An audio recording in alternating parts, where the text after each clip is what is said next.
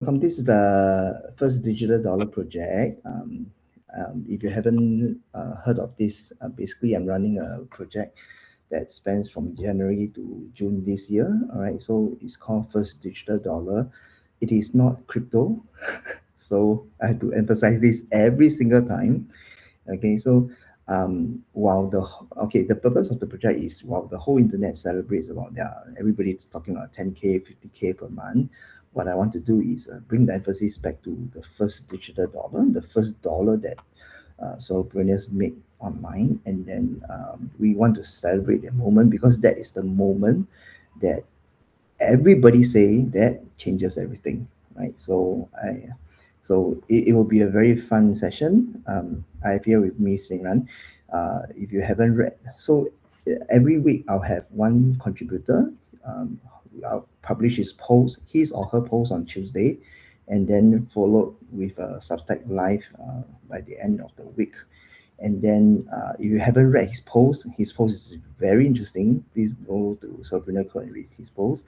And if you haven't followed Xinran, please subscribe to his newsletter. Right. So it is very interesting because I knew I met Xinran, I think more than a year ago, right? And then uh, since then he joined. I think he joined Substack a lot later than me, but since then he has shoot to stardom, right? With his so now I think now he has gathered more than 20,000 subscribers, and he writes about designing with AI. Um, he also published a couple of books. We'll talk about that later, right? And then what's most interesting is he started out as an architect with 2 degrees and made a both career switch, right? And then into product design while juggling with a newborn and also trying to publish his first book and then second the book, right? And then he just I think last year he just switched to become full-time sovereign. I was very happy for him. um, and then when I started this first digital dollar project, I decided to have some time talk to him, find out more about his story. And here he is. Welcome everybody, and welcome to you, and thank you for joining me today. Right, say hi to everybody. Hello, everyone. So happy to get to talk with Anthony in a live session from two opposite points of the globe. Yes, totally opposite. Right. Okay. So, if you haven't read his post, please find some time to read. Read after the Substack this live. Okay. Stay with us. Um, okay. So, we'll be talking about his journey towards his first digital dollar. Right. I want to bring in the first question is what what there were some struggles when you were writing your first book, right? But before that, what led you into wanting to write a book? Could you share with us? Yeah, sure. So it's funny that I had to refresh my memory to think about when I published my first book because there was a period of time, or maybe I did a lot of things during a period of time. So I couldn't remember it was the 2022 or 2023, but it felt like a long time ago. And the reason I wanted to write my book is because that I wanted to make um, some side income online, partially because of some of the inspiration that I got years before that, that I knew people were able to publish book and get some income, side income online. And that's important because once you see someone else did something, you know that you might be able to do something as well. You know, it's like replicate the success in a way, but at least that kind of hope is important. So for me, I wanted to write a book one day, and as a matter of fact, I didn't want to only publish one book. I was thinking of publish multiple books at the very beginning. So I know I published that first book first, but with something in mind that I wanted to publish more. Okay. So again, in summary, I wanted to not only rely on one source of income, which is my full-time job, and I thought the book publishing was a tangible way because someone else did it. Okay. So, but what made you choose book as a first side hustle, right? Because it is a very interesting choice. Because usually, for example, if I imagine I'm an architect or I'm doing product design, I will do more of like designing product design templates, or stuff like things that can generate the a faster form of income, because book writing requires me to write the book first, and and I think I always believe that writing a book requires a lot of determination, and a lot of there are generally, I believe there are more hurdles to cross. What do you think? Yeah, that's a great question. I never thought about that. I might Oh, so have you just dive. I might have known some other ways, such as publishing, like those digital products on Gumroad at that point. Yeah. I I should have known that, but for a book, I thought it was fancier in some ways, and I also read a lot of books. Ah, Because like when you read a lot of books and you got a ton of inspirations from those books, naturally you wanted to shoot a little bit higher. It's okay. like you wanted to write something, create something that you're proud of, like really proud of. And book was sort of an artifact that I resonate a lot with at that time. So I Ah, think that's why. And also, again, I saw some inspirations that they publish books, and I thought, wow, that's something very aspirational. So that's probably why I did it, I guess. okay. So how long you take to write the first book? How long I thought about writing the first book, or how long I actually wrote the first book? Both. Well, Usually the thinking is took longer. so when I started, I don't know if that was I was writing in a way. Uh, yeah, at the very beginning, it was just about I experienced a lot of life changing event within Mm, a short period of time. With a newborn, changing my career, which was a lot. So I naturally wanted to write about things. And I think that there are a lot of fuzziness around that period of time. So it's hard for me to say, step one, I did this. Step two, I did that. There's a lot of like yep. inspiration, self-reflection, reading, a lot of things happening at the same time. So it was a messy period of time. But I started to write about my learnings on paper. And lots of those learnings are not tactical. Those are mindset related learnings. It's just because that I thought I could not change my career. I was Okay. in my 30s with newborn trying to change my careers. I didn't even sure. I was not even sure if the visa will will will be fine with the transition. So there was a lot of doubts, and it's funny that I had so many doubts like that in my mind that I was not able to take action. Yep. So finally, after all those how to say overthinking, I finally changed my career. So I wrote a lot of learning, wrote a lot of learnings about mindset change Mm, on paper. And I think I was also reading Tony Robbins books at yep. the time, those kind of inspiration boost. So I was Yes. writing down my learnings on paper. And I thought I could one day publish that as a book as well. But at that time, I was still on my working visa. And getting a green card is taking forever for some countries' citizens. So I Yep. could not make side income at that period of time. But I I knew that I should write down my thoughts first, and maybe one day I could publish it.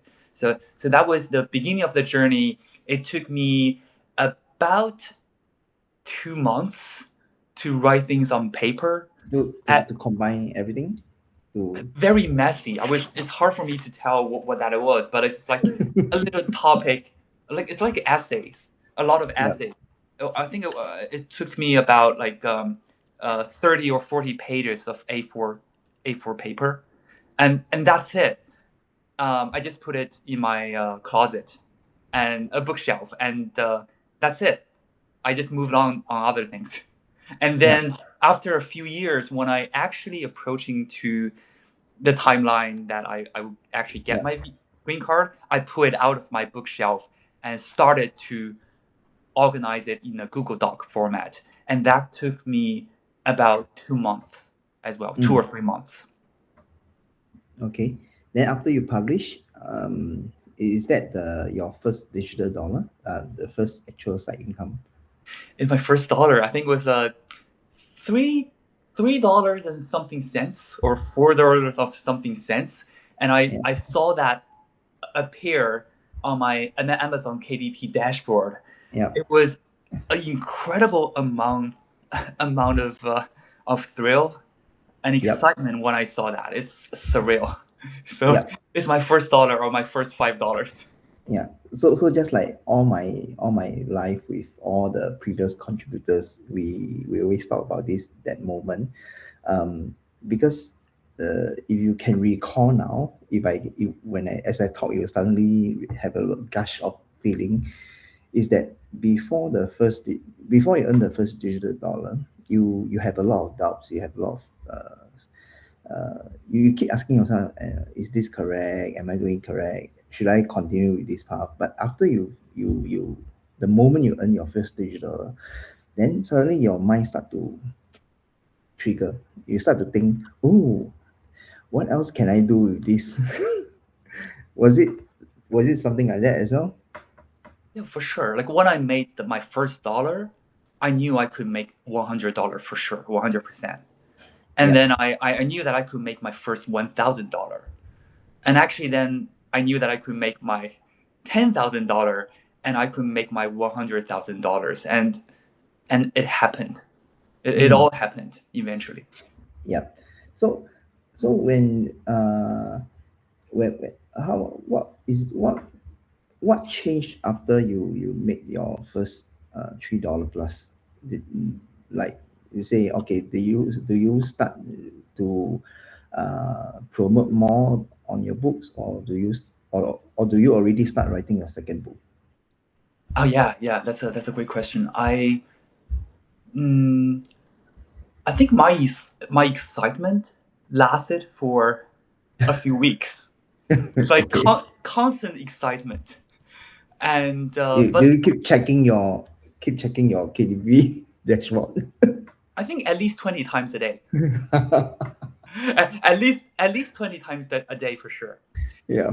And but the problem of that, Anthony, is also it could it could be draining after Yes. that like hormone boost, you Yeah. know.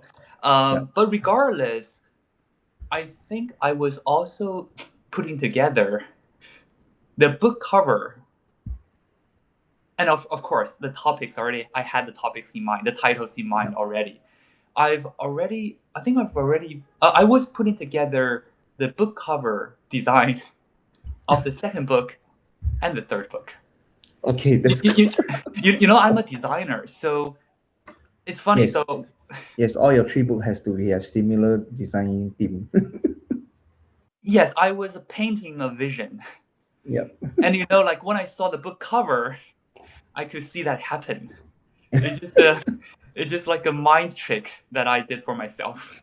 Yes, you managed to convince your brain that you already finished the second and third book.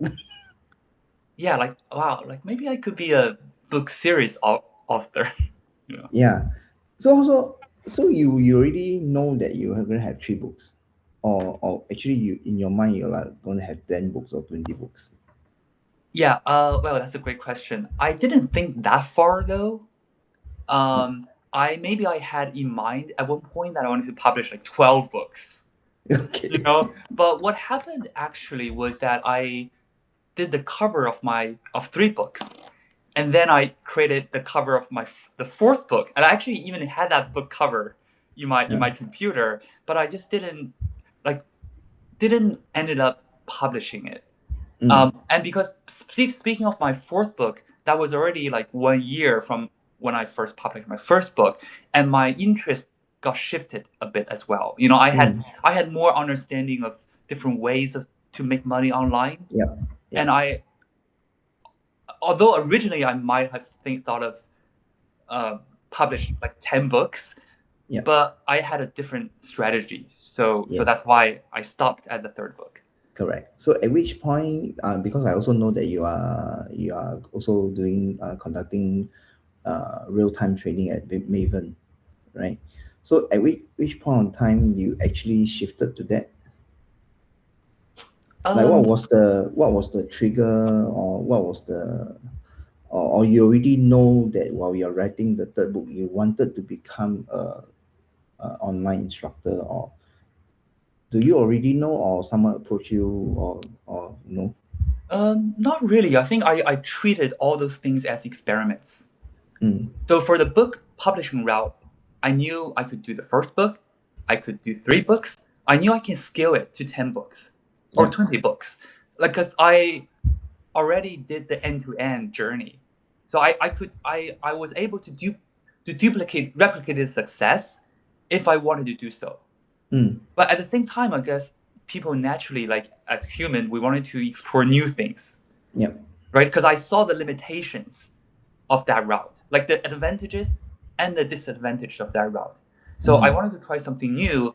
And an important thing was because books are more of um, low ticket offerings. Mm-hmm. And I wanted to try something like mid or high ticket Mm, offerings. And I thought that could complement my so like other income sources in a way, like they yeah. complement it with each other. Yeah. Um, there's also another fun fact. I don't know if I want to share that or not, but Yes, yeah, please. maybe I just want to, because my wife didn't like me to talk about things that way, because sometimes I tended to think of things, my business initiatives, from a passive angle. So another reason was because I needed to plan for my kids' summer camp, Yep. Okay. and and it was expensive, like in New York City.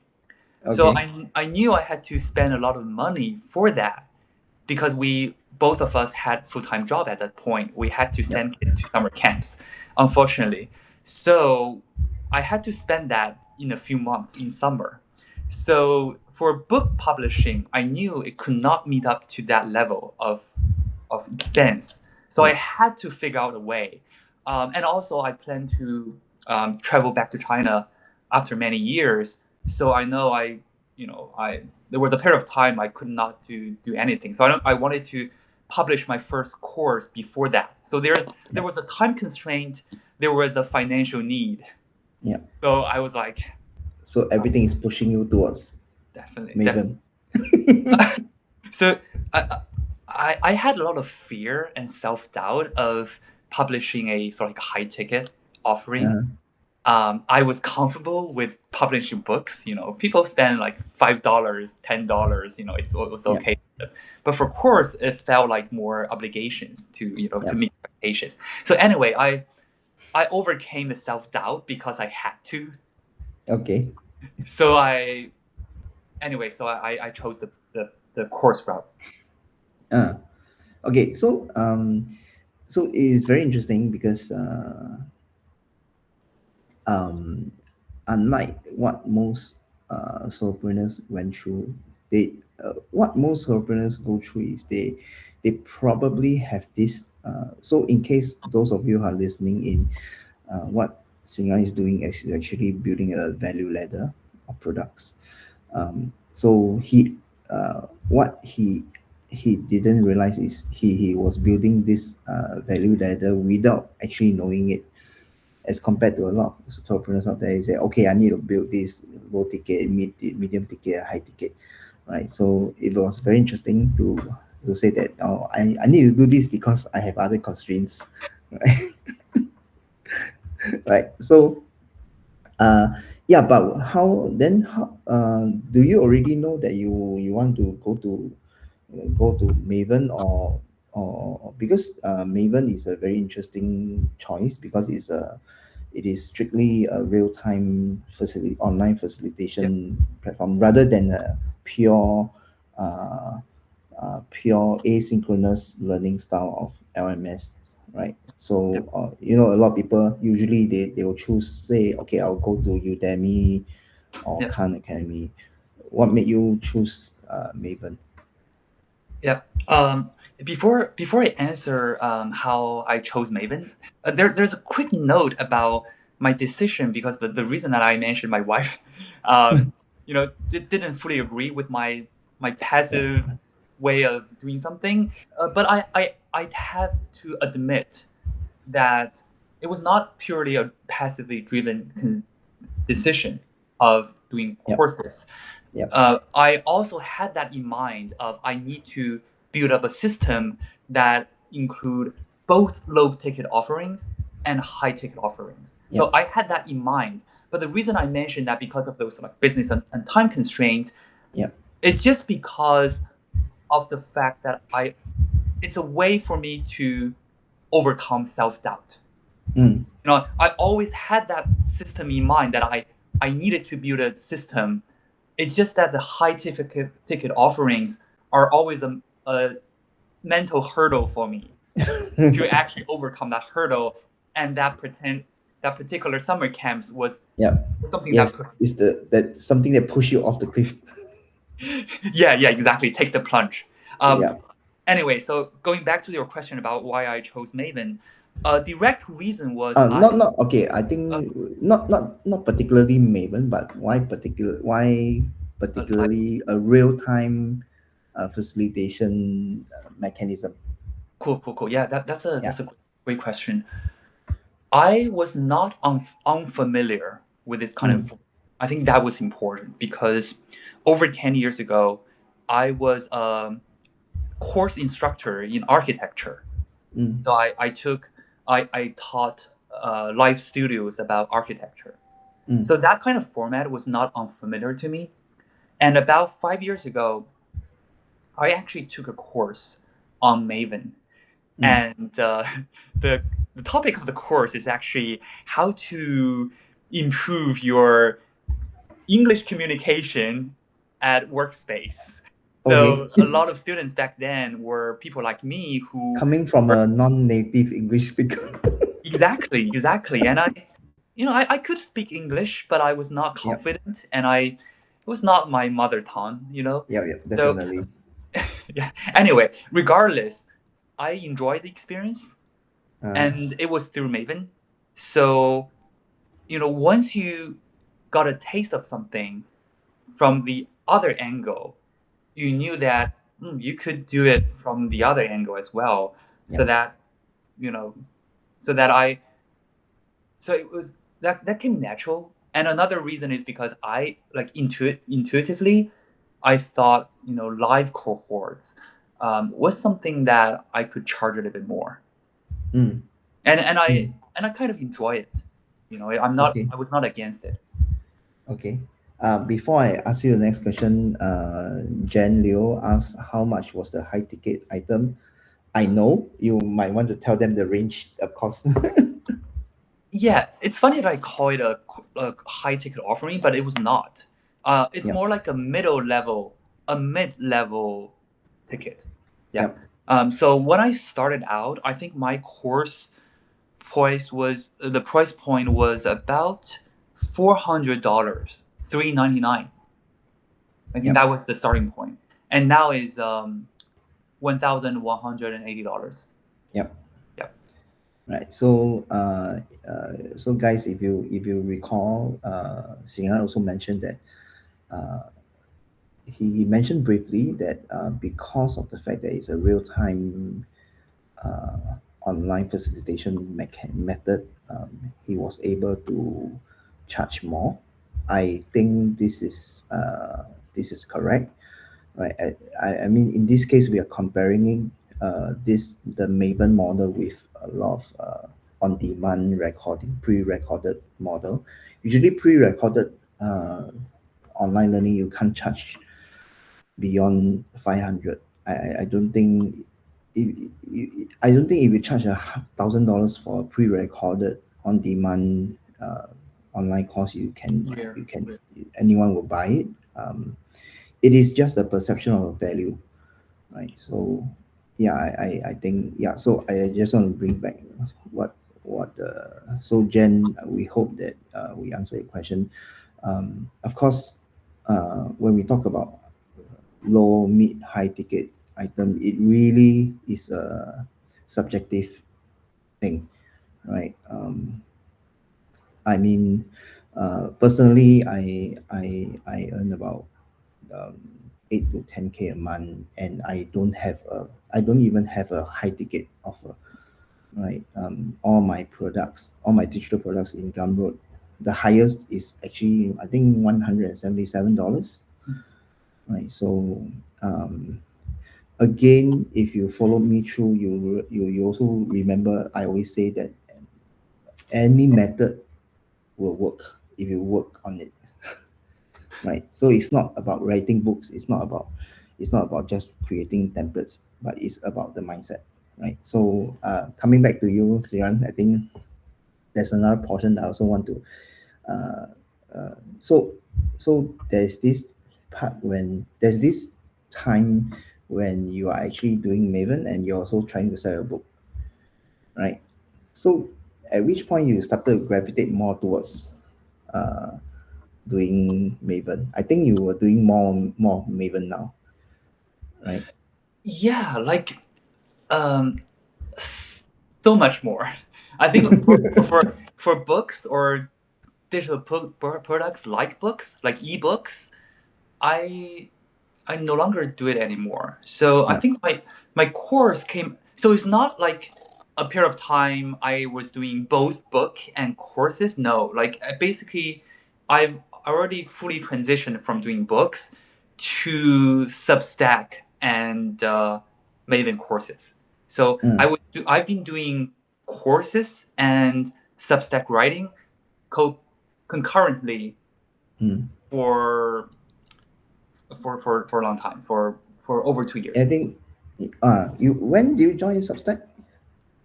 I joined Substack in January. Oh my god, Is it Ja- 2024? Ja- January 2024. 2024. Yeah. Mm, Yeah. I joined around the same time as well. okay. Yeah. So how's your journey in Substack? It's crazy. It's Crazy crazy. growth. It's oh my god, it's like a marathon. Yeah. Yeah, yeah. There was I think I think you just grew so fast. Was it coming from your course participant or you any what was the moment when you suddenly have so many subscribers you then you become a bestseller within a year, I think. Yeah. Yeah, it's funny because even till today, I kept them separate. So I Okay. didn't add the Maven subscriber because I have subscribers on Maven as well, Yep. which is about it's about 16,000 subscribers. Yeah, I did not put them into my Substack. Mm, I could have put them, and I'm actually considering putting them as well, but I was not in a rush of doing that. So okay. hmm? Okay. Yeah. Same with my Substack. I was doing in a very steady and sort of slow way for my growth. Your Um, growth is not steady and slow. well, yeah, like how to say, like from my perspective, Yeah. I was. I've been always doing the same thing over and over and over. Yeah. And it's not like, oh, I tried something dramatically different this month. I tried something. I was in a very steady way, and the only constant is that I just spend a lot of time writing every week, and that's the constant. So from my perspective, it was steady because I spent too much time just writing things, Mm. and that curve, that thing really changed was at the beginning of 2025. So Mm. that was like a year ago, and the reason was because I didn't know the reason. So there's one thing that I did, which is a question I got a lot, like what happened at that period of time? What happened at that time? But Yep. nothing much happened. I was just doing the same thing, and um, my hypothesis was that there was 3 articles Uh, that I published within that few weeks yep. gained a lot of traction Mm. for I don't know what reason, but was probably because of that someone famous who reposted who shared my Okay. article. I assumed I didn't know. I still don't know. Okay. I assumed, and someone probably shared my article somewhere to Mm. a group or something. It was also because at that time, people were interested in that topic about Designing with AI and designing. yeah, AI and designing, Mm. and for some reason there was a boom of interest at the Mm. beginning of 2025. So maybe the topics that I wrote caught that curve as well. Mm. I remember Um, you shared a few articles about Claude, using Claude and to design something. Maybe ChatGPT or last year. I think it's more of ChatGPT, and then you're sharing about designing, which I also found quite interesting. The post. Gotcha. Yeah, like I again, the posts that got a lot of traction were probably not the posts that I like. I personally like. It's unpredictable, and to be honest, No, yeah, you can never predict this. uh, yeah, I could not. But there was something that was there was I think there's a rule of thumb that I found that the post that got sort of viral or Substack notes were oftentimes the one that I wrote it fast, as opposed to Okay. I spent too much time writing it, Okay. because I had a impulse, like I had a Mm. certain impulse of writing things down, whether it's Mm. my personal reflection or something really funny Yeah. or something that was like a very exciting news that came out and I just wrote down my quick thoughts. So those Mm. imperfect but impulsive posts often were the ones that were popular. Yeah. Um, I have to agree with you on this, and for the viewers here, I think there is something you all must fully understand about articles or notes is that there is no secret to a viral post. There is no secret to a viral note. Okay, the only guarantee I can say is that if you write more, if you post more, there's a higher chance that one of them gets become viral, right? That's the only thing that can guarantee. You can't write one and hope that that one single post or single note becomes viral. It doesn't work that way. You just need to post more, right? So yes. So going back to, I think there's also one portion in the post that Xinran wrote. He also wrote about this very interesting. He wrote about these 4 interesting things that he wants to tell everybody here as well. The first one is desire is powerful. I find it to be very, very interesting. You want to share us more about that portion? Sure, yeah. I shared that note online as well a couple of times that oh, desire was so important. I forgot what I exactly wrote, But Yes. the essence was the desire was so important, like the most important thing. And I sometimes got comments saying that taking action is more important. This is the Or one I want to discuss with you. I think we're going to spend a bit of time here. yeah, yeah, sure, Okay. sure. So, uh, yeah, you tell us your perspective because I think I'm an action person, right? For me, okay, again, you can't you can't have action without desire, Mm, right? And you cannot have desire and don't take action. mm, It doesn't work that way. You cannot say I desire and then just and exactly. everything just happen, right? So but then there is always, I mean, for you, for me, we all agree that we always gravitate towards a certain direction, Yeah, correct. right? So what's your point of desire? Yeah, yeah. As you said, there's no black and white. Like, oh, 100% desire, but no action is Yeah, the way. then it doesn't work that way. It doesn't make sense. And or 100% action, but with no desire. That was Yeah, rare as well. yeah, Um, but again, I didn't want to make a debate online, because I know everyone comes with a yeah, perspectives. There's no full yes, story. But for me, for some reason, I just thought desire is so important. Like why? Maybe I was talking from myself, like my personality. yeah, It's just because I consider myself as a thoughtful person who tend to overthink mm. and who tend to follow a path that was rooted in my mind, that started hard, going to a good school, start This getting is my so master's Asian. degree. This is so Asian. Exactly. Getting masters, getting PhD, and being a professor at a well-known school. Like that Oh my was god, that's and my parents will be happy about for me if yeah. I did so. Same for my parents. Well, regarding making millions of dollars, might not be the most important thing, but that Yeah, status is important in some yeah, ways. Um, anyway, so for me, I was following the path, but again, if you look at my journey, I changed my career. I switched my career as a mid career architect, and then last year I quit my full time job to go on this like solopreneurial path.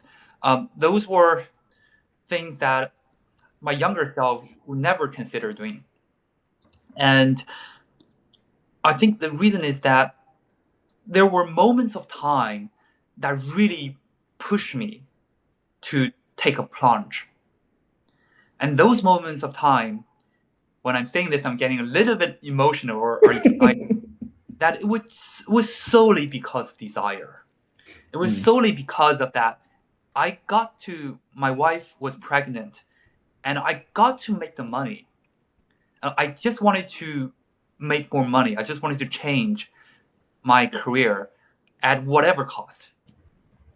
And when my desire was as strong as that, I did not need tears. I don't need to cry because I had the full determination to take action.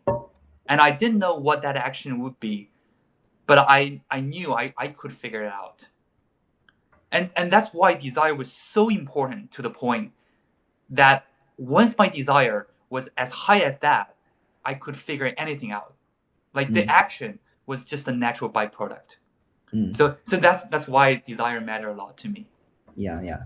So so so I agree with you. Then of course, me coming from a action person, uh, so usually action takers, they are very systematic people.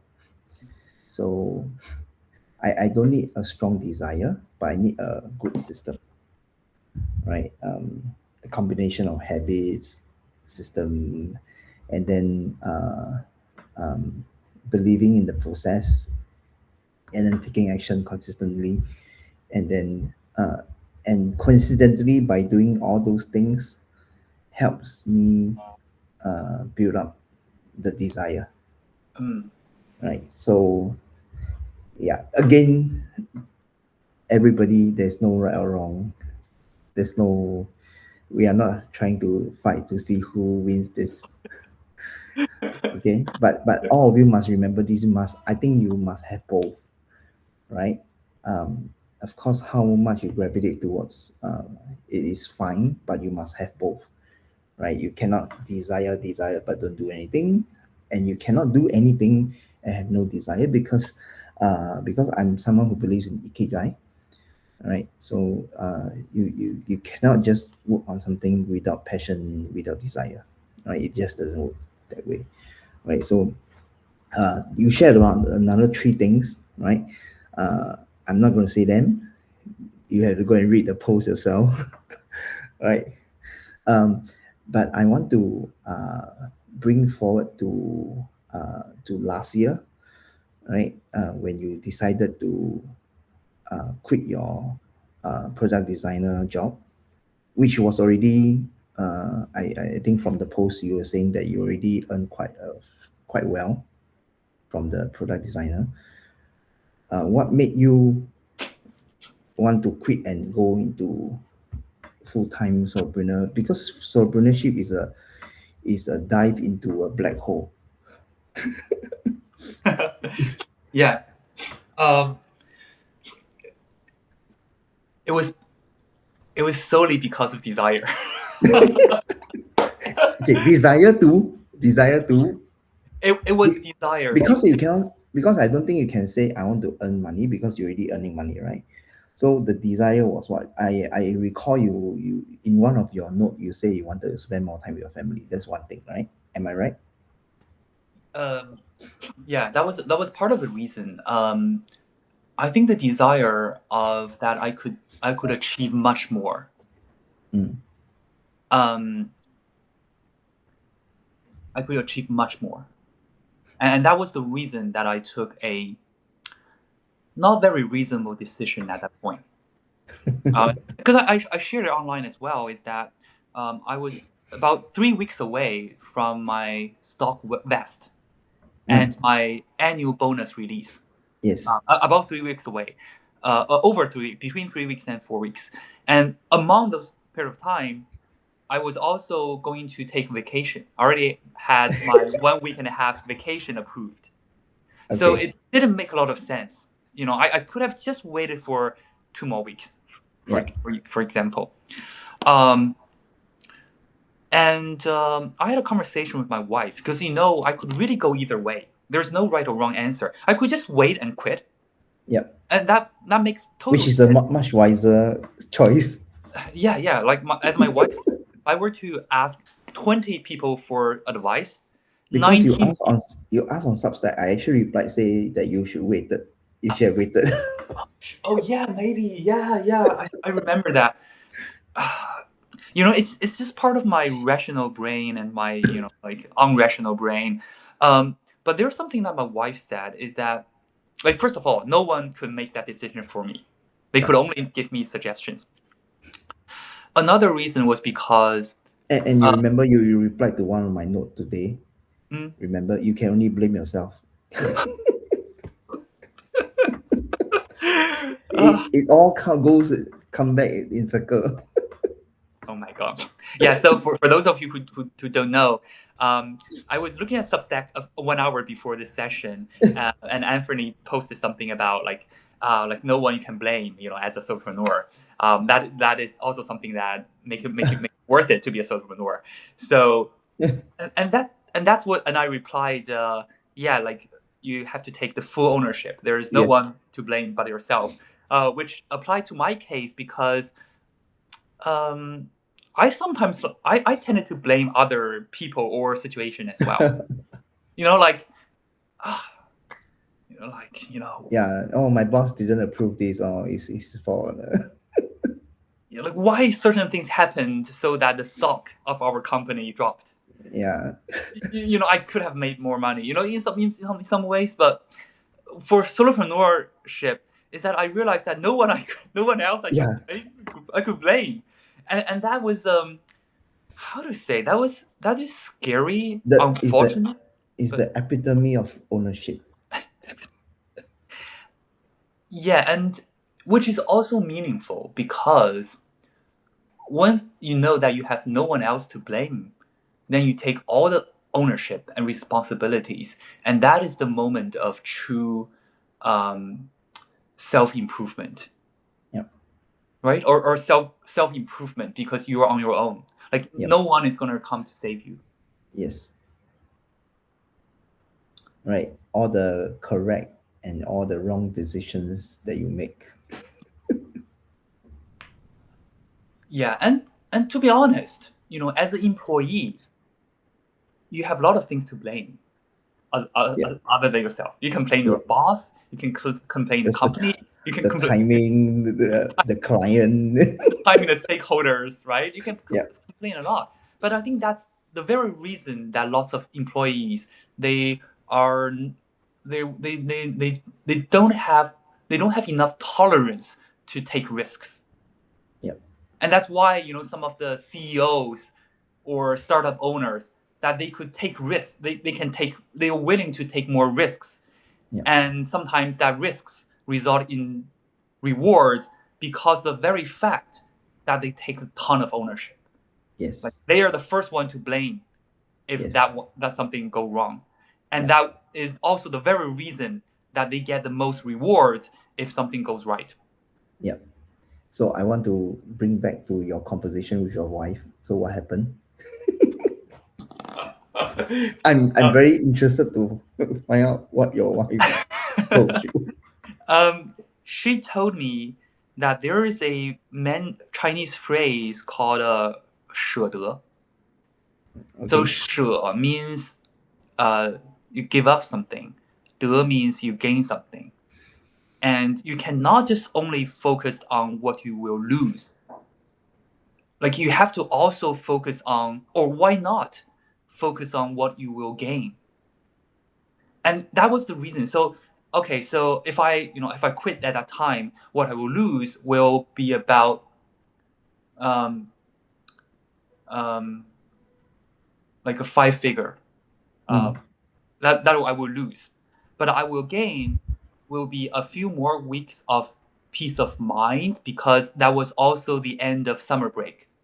So Mm-hmm. I could spend some quality time with my kids, and it's a good transition for me as well for my next journey. And that transition matters, right? And another reason was because what I will gain was that I also had another course lined up right after the break, and I thought I could take a rest Mm. to prepare for my that course as well.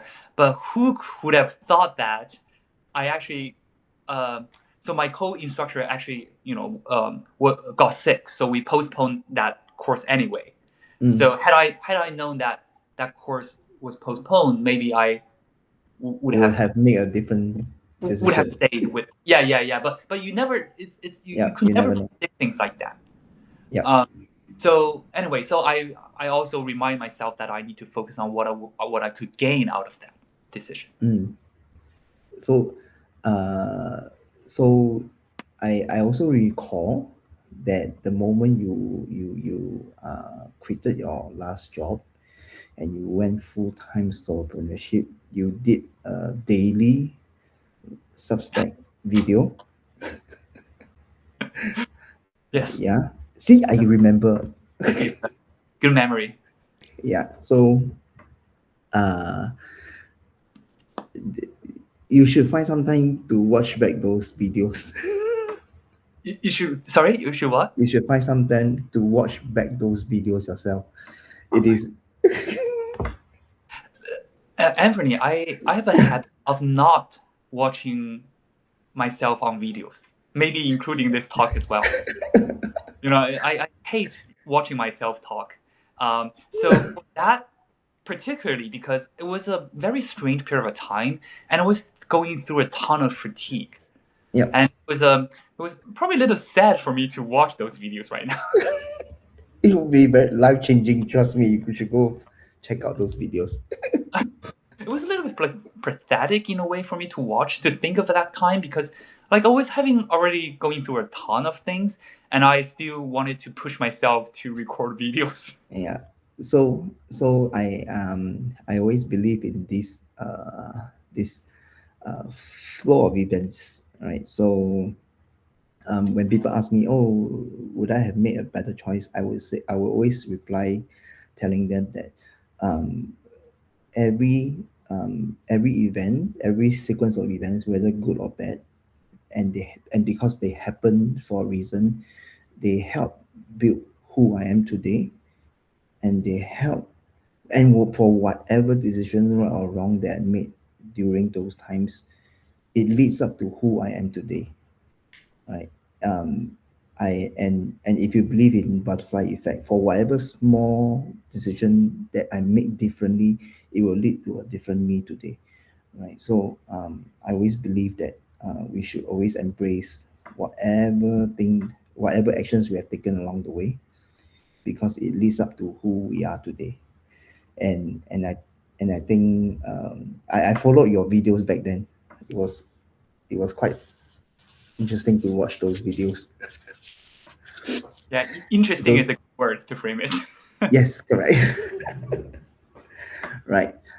So guys, if you are interested, I think you have to scroll a long time to reach those videos, unfortunately, right? But don't worry, this video you'll get to see tomorrow as usual. If you subscribe to me, the recording between Xinran and me, this entire live will be published within the next 24 hours, right? Also subscribe to him, right? So we're coming towards the end of the live because I always make sure that it's 1 hour. What is the last advice for our 66 viewers here, who some of them who are in their journey to make their first digital dollar, right? Be it course, be it writing a book, be it providing a service, copywriting service, or whatever, and they are still trying to get their first digital dollar, or they have already made first digital dollar but they couldn't make it sustainable. Mm-hmm. What advice do you have for them? Oh, sorry, Anthony. You were talking about more for the people who have not made their first dollar yet, or Yeah, more for the people have not, have not. made the first Yeah, dollar?